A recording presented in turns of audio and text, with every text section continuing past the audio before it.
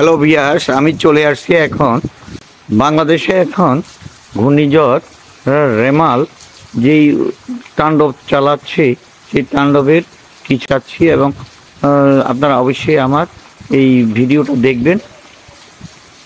হ্যাঁ, যেহেতু রোববার আমাদের বাংলাদেশ আবহাওয়া বার্তা থেকে জানা গেছে বাংলাদেশে লক্ষ্মীপুর জেলার 9 নম্বর সিগন্যাল দিয়েছে।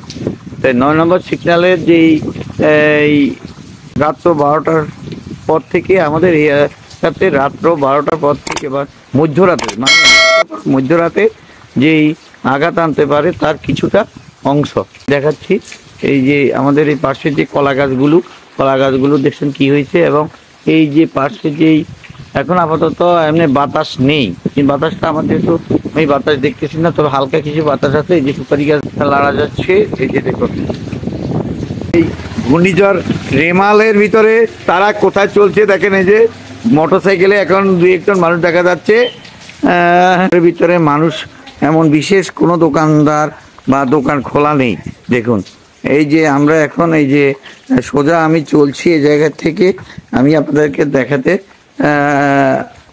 চেষ্টা করব যতটুকু পারি। আপনারা অবশ্যই আমার সাথে, আর আমার যতটা দেখবেন সব রিয়েল, এবং আমি কাউকে কপি করি না, কোনো ভিডিও দেখবেন না। এই যে আপাতত 2-1 দোকান খোলা আছে, দেখেন এই যে চায়ের দোকানগুলো। আর এই যে আপনাদেরকে এই যে দুলাল ভাই ওদিকে মানে কালকে দেখছিলেন, দুলাল ভাইয়ের এই দোকানটা এখানে সবসময় খোলা থাকে। আপনারা অবশ্যই এখান থেকে কাঁচা তরকারি যখনই প্রয়োজন হবে তখন নিয়ে যেতে পারবেন, তবে দিনে, রাত্রে হইলে ওনাকে পাবেন না, যেহেতু উনি বাড়িতে চলে যায়। রেমালের ভিতরে আপনাদেরকে যে সেবা দিচ্ছে এই যে দুলাল ভাই।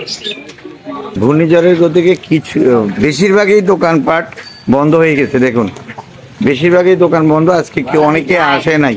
এই যে দেখেন না, যারা বাজারের ভিতরে বাসা আছে তারাই এই দোকানগুলা খুইলা বসে আছে। আবার কিছু কিছু দোকান আসছে তারা, যেহেতু ঘূর্ণিঝড়ের যে রেমালের যেই তাণ্ডবের যেই বাংলাদেশ সরকার লক্ষ্মীপুর জেলার ভিতরে 9 নম্বর সিগন্যাল দিয়েছে, বলছে মধ্যরাতে হানা দিতে পারে।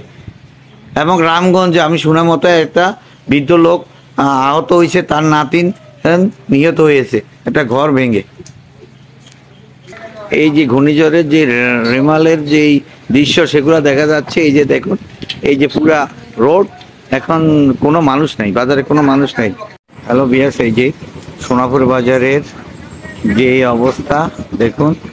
এই যে বাজারে এমন বিশেষ কোনো দোকানদার আজকে আসে নাই, যেহেতু রেমেল ঘূর্ণিঝড়ের যেই তাণ্ডব, সেই তাণ্ডবের কারণে এখন কিছুটা বাতাস আছে। দেখুন এই যে দেখ